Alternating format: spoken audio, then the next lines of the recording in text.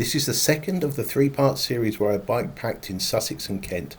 Time to leave the south coast and head north to the site where the key battle in the last successful invasion of England occurred.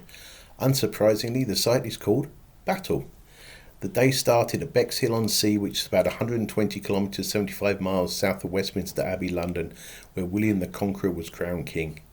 The Normans landed at Pevensey Bay on 28th of September 1066, and in day one of this route I actually rode past it but didn't realise, as there's no markings dedicated to the landing. However, if you watch day one, you'll see the geography of the area in which the Normans landed. That video is linked at the end of this one. Enjoy.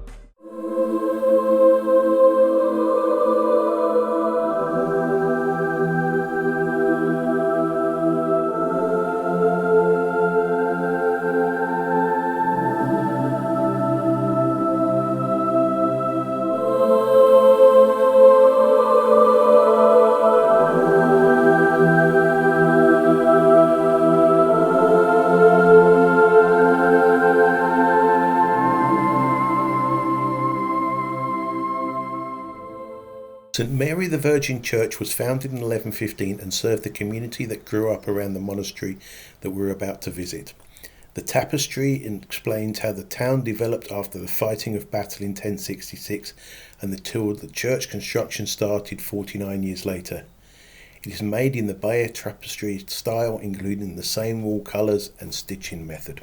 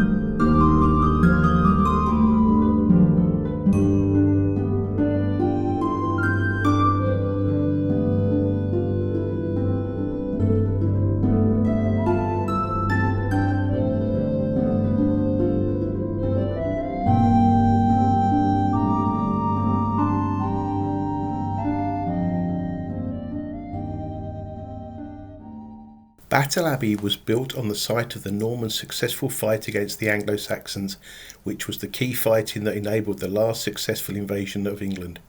The fighting happened on 14th of October 1066 and forever changed the history of this green and pleasant lands. Construction of Battle Abbey started in 1067. The main building marks the site where Harold Godwinson was killed. There were 7,000 men killed, which was the size of 3 typical English towns of the time, and so was very bloody. The Abbey was built to make amends for all the bloodshed. The story of battle starts with the last Anglo-Saxon king called Edward the Confessor. He ruled from 1042 to 1066 and was seen as weak and ineffectual. Edward was the son of King Ethelred II and Emma, the daughter of Richard II, Duke of Normandy. When the Danes invaded in 1013, the family fled to Normandy. Edward lived in Normandy until 1041 and became king following year. Edward lost popularity by giving Normans high positions in his government. Although Edward was the king, his father-in-law Godwin, Earl of Wessex, was the real power behind the throne. When Godwin died in 1053, his son Harold Godwinson, became the most powerful man in the country, including by conquering Wales in 1063. Edward had no children, and so he named Harold his successor, despite having promised the title to others, including William, later to be the conqueror.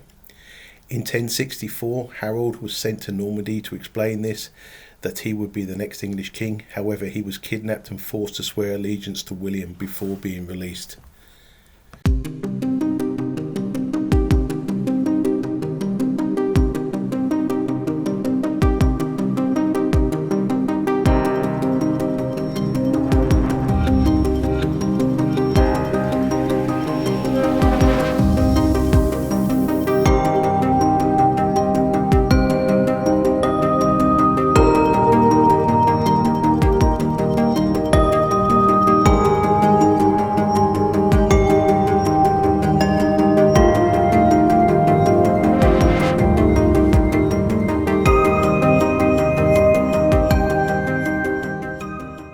Edward the Confessor's death started a year of bloodshed.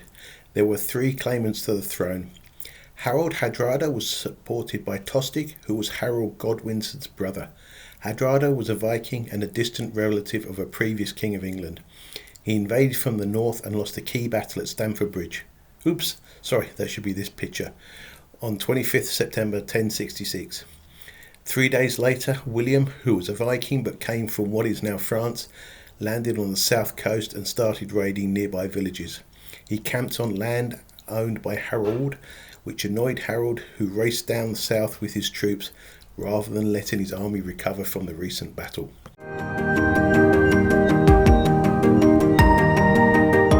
Unfortunately, the site of the fighting was not accessible during my trip due to recent heavy rains. Initially, the English were very disciplined and got the upper hand. At one point, the Normans thought that William had died and so tried to escape, but were chased by the English, which broke their formation. William showed that he was still alive, and so battle restarted. Later, William told his soldiers to pretend to run away, which again broke the English formation and enabled the archers to attack and kill Harold with an arrow to the eye. When the English army realised that Harold was dead, they tried to escape but were killed by the Normans even as they fled. This led to the death of 7,000 men.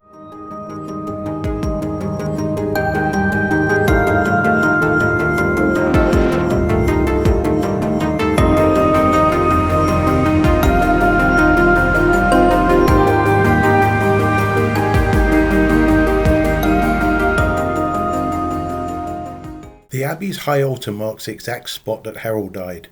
When William died, he left many gifts to the Abbey, which included his royal cloak and a portable altar used on his campaigns. He left so much that it became one of the wealthiest religious houses in the country. However, the twin terrors of repeated French raids and the Black Death had a lasting impact on the Abbey and drastically affected its population and income. Subsequent centuries saw the Abbey grow in status and wealth thanks to the abbot's careful management of its resources.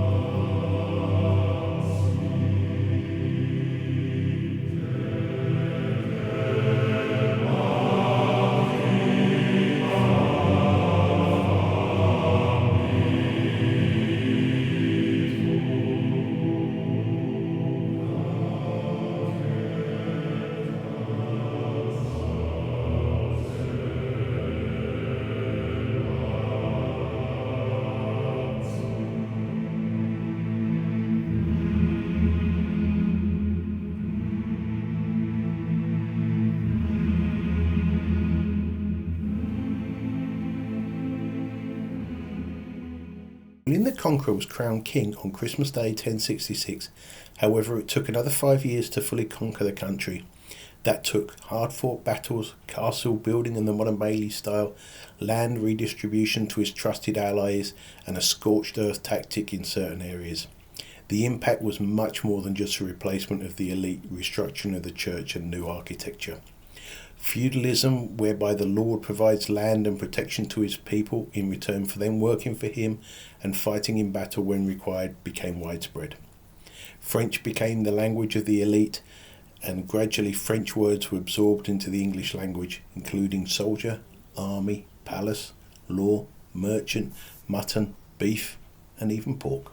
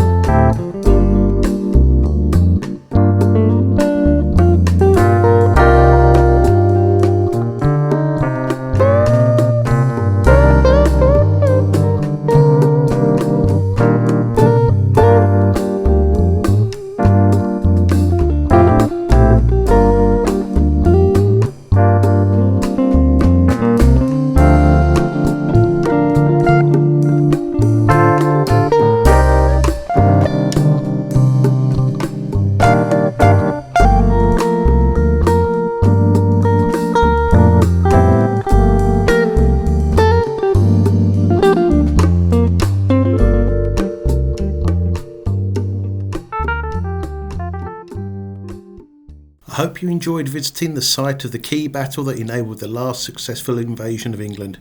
If you did, please click the like button. If you'd like to see more videos from Ribble Rides, click the subscribe and bell button. Have a great week.